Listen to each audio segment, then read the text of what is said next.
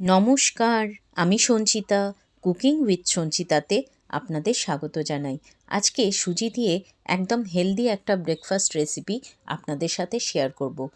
School অফিসের টিফিনে এই ধরনের হেলদি ব্রেকফাস্ট আপনারা খুব সহজে খুব তাড়াতাড়ি বানিয়ে ফেলতে পারবেন। তো চলুন দেখে নিই। আশা করি রেসিপিটা আপনাদের ভালো লাগবে। প্রথমেই আমি এখানে 1 বাটি সুজি নিয়েছি। সুজিটাকে প্রথমে ড্রাই রোস্ট করে নেব। খুব ভালোভাবে মিডিয়াম টু লো হিটে ড্রাই রোস্ট করে নিতে হবে। এখানে যতক্ষণে সুজিটা ড্রাই রোস্ট করা হচ্ছে ততক্ষণে চলুন দেখে নিই আমি কী কী সবজি এখানে ব্যবহার করেছি। একদম ছোট করে কেটে নিয়েছি ফুলকপি, গাজর, আলু, ক্যাপসিকাম আর নিয়েছি একটা বড় সাইজের কুচনো পেঁয়াজ। আপনারা আপনাদের পছন্দ মতো সবজি এখানে ব্যবহার করতে পারেন। সবজি দিয়ে এই সুজিটা খেতে বেশ ভালো লাগে। দেখুন এদিকে সুজিটাও আমাদের ড্রাই রোস্ট করা হয়ে গেছে। একদম যখন হালকা একটু কালার চলে আসবে আর হালকা একটু ফ্লেভার বেরিয়ে আসবে সেই সময় সুজিটা কড়াই থেকে একটা থালার মধ্যে আমি তুলে নিলাম। সুজিটা ড্রাই রোস্ট করা হয়ে গেছে, এদিকে আমাদের সবজিটাও কাট করা হয়ে গেছে। এরপর চলে আসছি মূল রান্নায়। কড়াইয়ের মধ্যে দিয়ে দিলাম 1 টেবিল চামচ পরিমাণ সাদা তেল, দিয়ে দিলাম কালো সর্ষে, গোটা জিরে আর কয়েকটা কারি পাতা এখানে অ্যাড করলাম। এতে সুন্দর একটা ফ্লেভার আসবে। কয়েক সেকেন্ড নাড়াচাড়া করে যখন এগুলোর থেকে সুন্দর ফ্লেভার বেরিয়ে আসবে এরপর একে একে কেটে রাখা সবজিগুলো আমি এখানে ভেজে নেব।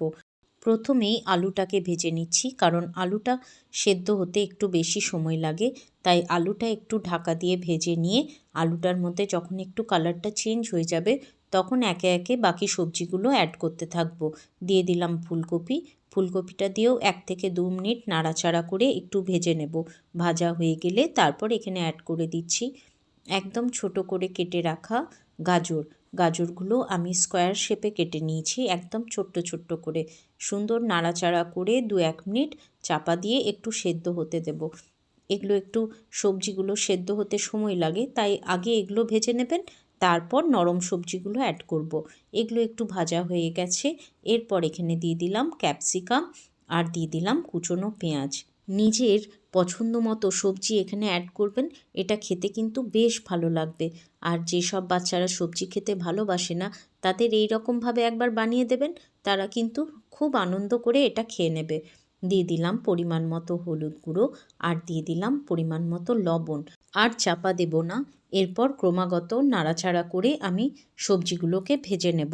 সবজিগুলো ভাজা হয়ে গেলে ঝালের জন্য আমি এখানে অ্যাড করে দিচ্ছি কাঁচা লঙ্কা।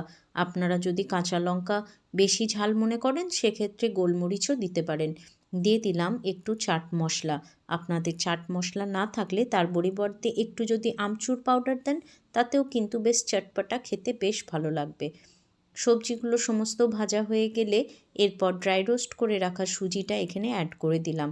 সুজিটা অ্যাড করে খুব ভালোভাবে মিশিয়ে নিয়ে এরপর কিছুক্ষণ 1-2 মিনিট সবজির সাথে মিশে গেলেই আমি এখানে পরিমাণ মতো জল অ্যাড করব। এখানে জলের পরিমাণটা খুব ইম্পর্ট্যান্ট, কারণ বেশি হয়ে গেলেও সুজির এই রেসিপিটা খেতে ভালো লাগবে না, আর কম হয়ে গেলেও ঠিক ভালোভাবে সুজিটা পারফেক্ট তৈরি হবে না।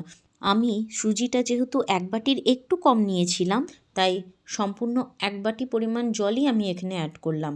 এরপর চাপা দিয়ে ভালো করে মিশিয়ে নিয়ে রেখে দেব 2 মিনিট।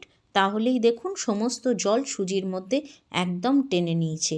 এরপর লো টু মিডিয়াম হিটে 2 থেকে 3 মিনিট একটু নাড়াচাড়া করে নিলেই একদম ঝরঝরে হয়ে যাবে সুজির এই হেলদি ব্রেকফাস্ট রেসিপি।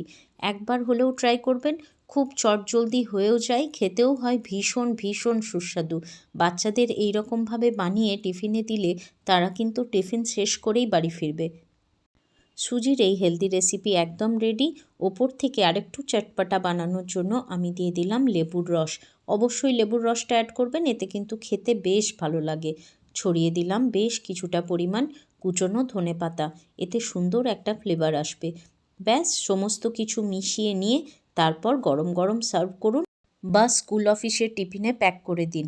এটা ঠান্ডা হলেও খেতে অপূর্ব লাগবে, আর যতই ঠান্ডা হবে তত বেশি এটা ঝরঝরে হয়ে যাবে।